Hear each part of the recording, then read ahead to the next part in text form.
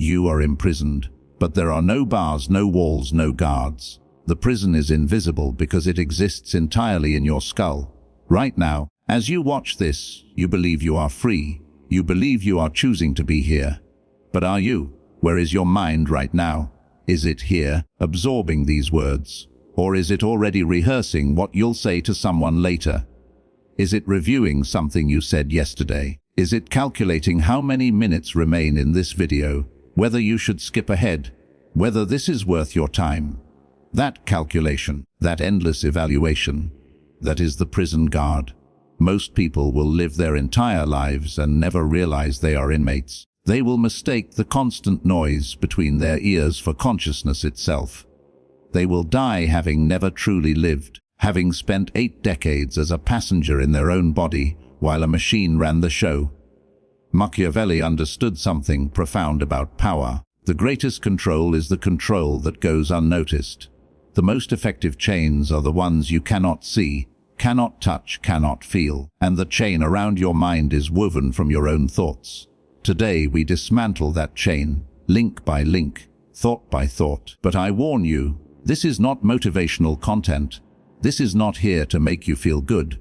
This is surgery, and surgery requires cutting. Let me ask you something uncomfortable. When was the last time you experienced 5 seconds of complete mental silence? Not sleep, not distraction. Pure, conscious silence where no voice was narrating, no image was playing, no song was looping, no scenario was unfolding.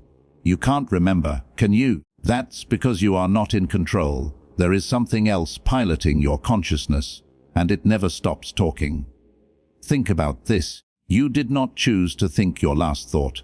It simply appeared. It emerged from the darkness of your unconscious mind and presented itself to your awareness. And then another came, and another. An endless stream, an infinite scroll of mental content that you did not request, did not authorize, and cannot stop. You are being talked to by yourself, at yourself, about yourself constantly. As the voice tells you stories, guess, I'm not good enough for this job. That person is judging me. I need to prepare for what might go wrong. If I had just said something different back then, everything would be better now. Notice something: these stories are always about a past that no longer exists, or a future that hasn't arrived. The voice cannot survive in the present moment because the present moment requires no commentary. A sunset doesn't need narration. Your heartbeat doesn't need analysis. The present simply is. The voice needs time to operate. It needs to pull you out of now and into then or later, because in now the voice has no function. It becomes obsolete. This is why you are terrified of boredom. This is why you reach for your phone within seconds of having nothing to do. The voice fears silence the way a parasite fears the death of its host. Here's the Machiavellian truth: your mind is not your ally. It is a tool, and like any tool, it can be used or it can use you. Right now, the tool is using you. Machiavelli wrote, "It is better to be feared than loved, if you cannot be both. But I tell you, it is better to be the master of your mind than the slave of your thoughts, if you cannot be both." And right now, you are the slave. Let's perform an experiment. I want you to think about your biggest worry right now. Whatever keeps you up at night, hold it in your mind. Now ask yourself, is this worry about something happening right now, in this moment, in this room? No, it's about tomorrow, next week, next year. It's about what someone might think, what might go wrong, what you should have done. Here's what the Stoics discovered 2,000 years ago, what Buddha discovered 2,500 years ago, and what modern neuroscience is only now confirming. As almost all human suffering is hypothetical, thus you are suffering about situations that exist only in your imagination. You are rehearsing disasters that will never occur. You are reliving moments that are already dead and buried. The Roman Emperor Marcus Aurelius wrote in his private journal, "We suffer more often in imagination than in reality." He was running an empire, fighting wars, dealing with plague and betrayal, and even he recognized that the mind creates more suffering than reality ever could. Let me break down the mechanics of this suffering. As stage 1, the event: something happens. You get rejected, someone criticizes you, you fail at something. This is the raw event. It hurts, yes, but notice the hurt is temporary. It's a flash, a spike of emotional data. Stage 2, the story. But then your mind grabs the event and begins building a narrative around it. This rejection means I'm fundamentally unlovable. This criticism confirms what I've always suspected. I'm a fraud. This failure proves I don't have what it takes. The mind takes a single data point and constructs an entire architecture of meaning. It connects this event to every other negative event in your history. It projects this event forward into your future, painting a picture of inevitable doom. As stage 3, the loop. Now the story begins to repeat. You think about it when you wake up, when you're in the shower, when you're trying to work, when you're trying to sleep. The story plays on loop, like a song you can't get out of your head. But here's what you don't realize: each time you replay the story, you are not processing it. You are reinforcing it. You are taking a memory and making it stronger, brighter, more permanent. Neuroscience calls this neurons that fire together, wire together. Every time you revisit a thought pattern, you are literally carving that pattern deeper into your brain's circuitry. You are building the prison stronger from the inside. Stage 4, the identity. Eventually, if you loop long enough, the story becomes who you are. I am someone who gets rejected. I am someone who fails. I am someone who is broken. The story graduates from something that happened to you to something that defines you. Your past becomes your personality. And now you are truly trapped. Because if you let go of the story, who would you be? If you weren't the person who was hurt, who was wronged, who struggled, what would be left? The ego would rather cling to a painful identity than face the void of having no identity at all. If this is the architecture of your mental prison, event to story, galupke identity, and the beautiful, terrible truth, you can dismantle it at any stage. You can catch it at the story phase and refuse to build. You can interrupt the loop and starve it of attention. You can observe the identity and recognize it as a costume, not your skin. But to do this, you must first see the architecture clearly. You must watch your own mind at work. I'm going to teach you something now that will seem impossibly simple. So simple that your mind will dismiss it as useless. Watch for that dismissal. That's the prison defending itself. Right now, notice your breath. Not changing it, not controlling it, just noticing it. In, out, in, out. How long did you last before a thought interrupted? 5 seconds. 3. The moment you noticed your breath, your mind likely said something like, "This is stupid. I already know about breathing. When is he going to get to the point? I should be doing something more productive." Here's the revelation. Go there. If you can notice your thoughts, you cannot be your thoughts. Read that again. If you can observe something, you are not that thing. You can observe your hand, so you are not your hand. You can observe your breath, so you are not your breath. And you can observe your thoughts, so you are not your thoughts. There is something behind the thoughts, something watching, something aware. The Greeks called it consciousness. The Buddhists call it awareness. Neuroscientists call it metacognition. I call it the observer. The observer is who you really are. Everything else, every thought, every emotion, every sensation, is just weather passing through the sky of your consciousness. When you are identified with your thoughts, you are like someone who believes they are the storm. You thrash and scream and suffer. But when you step into the observer, you become the sky. The storm still happens, the thunder still crashes, but you are not damaged by it. You simply watch it pass. This is not philosophical abstraction. This is a practical, trainable skill. The practice throughout your day, catch yourself thinking and mentally say, "I notice I'm thinking about he X, not I am anxious, but I notice the sensation of anxiety, not I am angry, but I notice anger arising, and not I am a failure, but I notice the thought I am a failure." This tiny linguistic shift creates distance. It creates space between the observer and the observed. In that space you find freedom. Machiavelli wrote extensively about the importance of appearing one way while being another. He understood the power of masks, of separation between public persona and private self. But I tell you, the ultimate Machiavellian move is to separate yourself from your own mind, to let your thoughts play their game while you remain untouched, unmoved, sovereign. When you master this separation, you become immune to manipulation. Politicians cannot trigger you because you see the emotional hook without biting. Advertisers cannot seduce you because you observe the desire without identifying with it. Other people cannot control you because you are no longer controlled by your own reactions.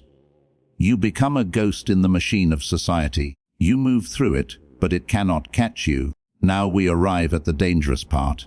The part that will make you want to stop watching. The part the algorithm doesn't want me to share. To stop living in your head requires a death, not a physical death, a psychological one. You have spent your entire life constructing a character called me. This character has a backstory, your memories, a personality, see your habits, a set of beliefs, say your identity, and a future arc, your plans and fears. This character is a fiction, a useful fiction, but a fiction nonetheless. Your name is not you. It's a label given to you by others. Your job is not you. It's a role you play for money. Your body is not you. It's a biological machine you operate. Your thoughts are not you. They're electrochemical events in your brain. Your personality is not you. It's a collection of conditioned responses. So what are you? Strip away the labels, the roles, the body, the thoughts, the personality. What remains? Awareness itself. Pure, empty, formless awareness. The space in which all experience arises and disappears. This is terrifying to the ego, because the ego is the fiction. The ego is the character. And if you realize the character is not real, the ego ceases to exist. So the ego fights. It fights viciously to maintain the illusion. It does this through suffering, through drama, through crisis. Have you ever noticed that just when your life starts to calm down, just when things start to stabilize, suddenly there's a new problem, a new worry, a new source of chaos? That's not bad luck. That's the ego. The ego needs problems to solve because problems prove that the character exists. If there's no protagonist without a conflict, the ego would rather be miserable and alive than peaceful and dissolved. This is why most self-improvement fails. You're trying to improve the character. You're trying to make the fiction more comfortable, more successful, more lovable. But the character is the problem. You don't need a better story. You need to stop being a story. What does ego death feel like? Imagine you've been watching a movie your entire life. A movie about a person named you. This person has struggles and victories, loves and losses, hopes and fears. Now imagine someone taps you on the shoulder and says, "You know that's just a movie, right?" You can stand up and walk out of the theater. At first, you're confused, but that's my life up there on the screen. No, they say, that's a story. You are the one watching the story. Ego death is the moment you stand up from your seat. You realize I am not the character. I am not the drama. I am the awareness that contains it all. And in that moment, everything changes. The things that tormented you become manageable. Not because they're gone, but because you're no longer identifying with them. Fear still arises, but you are not afraid. You simply notice fear. Anger still arises, but you are not angry. You simply notice anger. Sadness still arises, but you are not sad. You simply notice sadness. You become like a warrior who can move through a battlefield without losing composure. The chaos swirls around you, but you remain centered, calm, lethal in your clarity. This is true Machiavellian power. Not power over others, but power over the one thing that controls everyone, their own mind. So what happens when you finally stop living in your head? I can tell you from direct experience, reality reorganizes itself. First, time changes. When you're lost in thought, time disappears. You blink and an hour is gone. You blink and a decade is gone. You've been on autopilot, sleepwalking through your own existence. But when you drop into presence, time stretches. A single moment becomes vast. You notice details you've never seen before. The way light moves through a window, the texture of a voice, the aliveness in your own hands. 5 minutes of true presence contains more life than 5 years of mental absence. Second, fear evaporates as not all fear. Primal fear still exists. If a car swerves toward you, you jump. That's survival fear and it's useful. But psychological fear, Fear of judgment, fear of failure, fear of the future. That kind of fear requires thought. It requires projecting into a future that doesn't exist. When you're fully present, there is nothing to fear. This moment right now is manageable. It always is. It's only when you leave this moment and enter imaginary futures that terror takes hold. The warriors of ancient Japan understood this. The samurai trained to enter mushin, no mind. In combat, thinking gets you killed.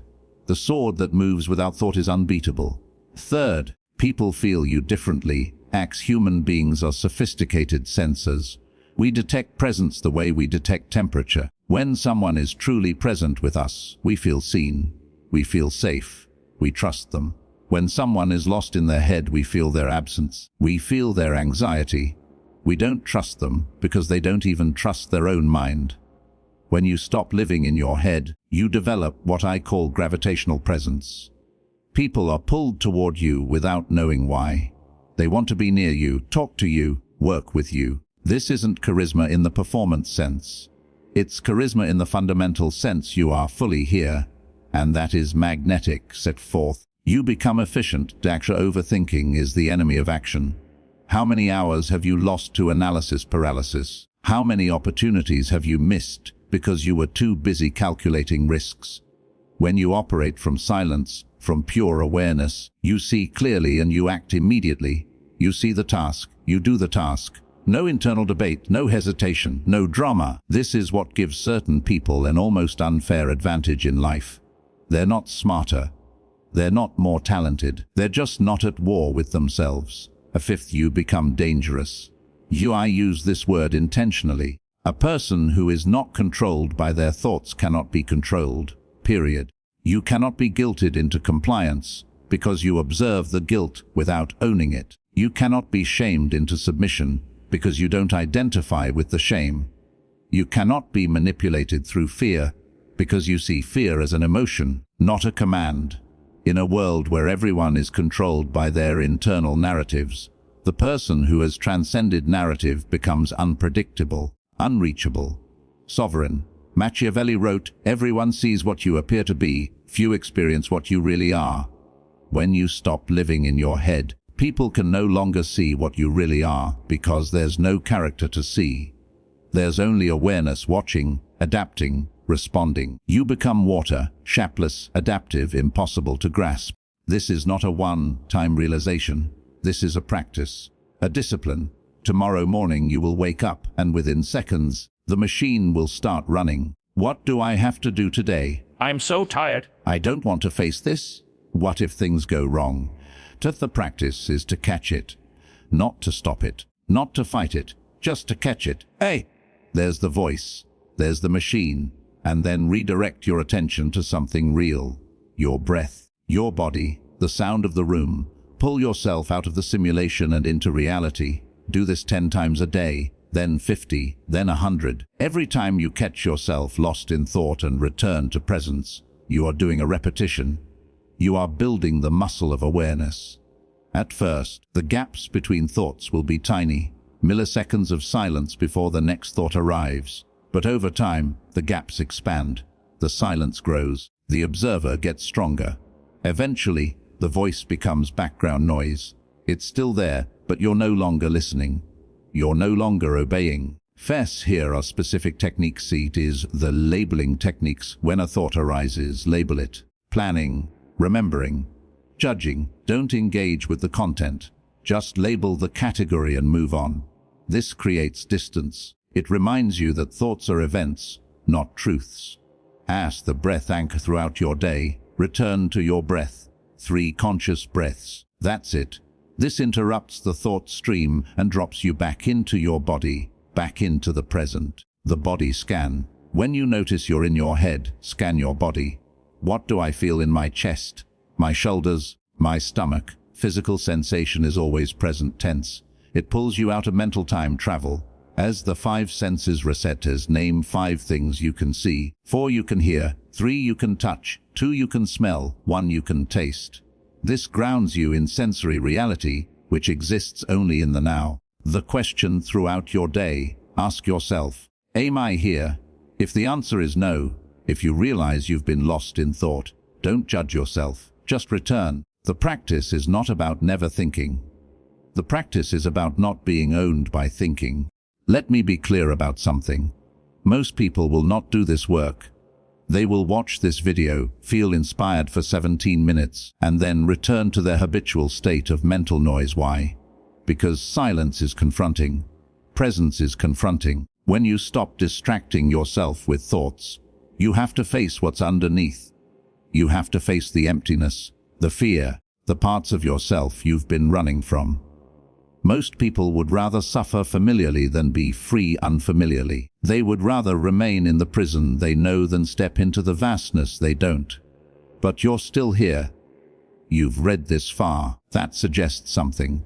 It suggests you've tasted silence before, maybe for just a moment, maybe in nature or after exhaustion, or in a moment of beauty that stopped your mind completely. And you want more of it. So here is my final message to you. You are not broken. You do not need fixing.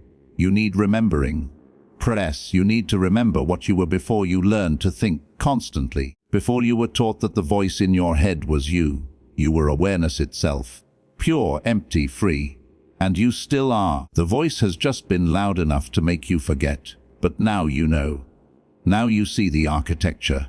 Now you understand the game. The only question remaining is, will you play? Will you catch the thoughts? Will you build the muscle? Will you walk the path from mental slavery to conscious sovereignty?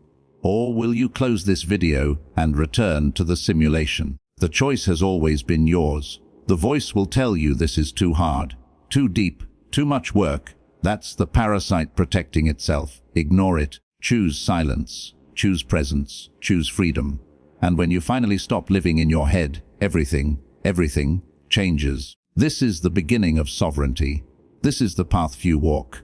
But those who do become untouchable. Welcome to the other side.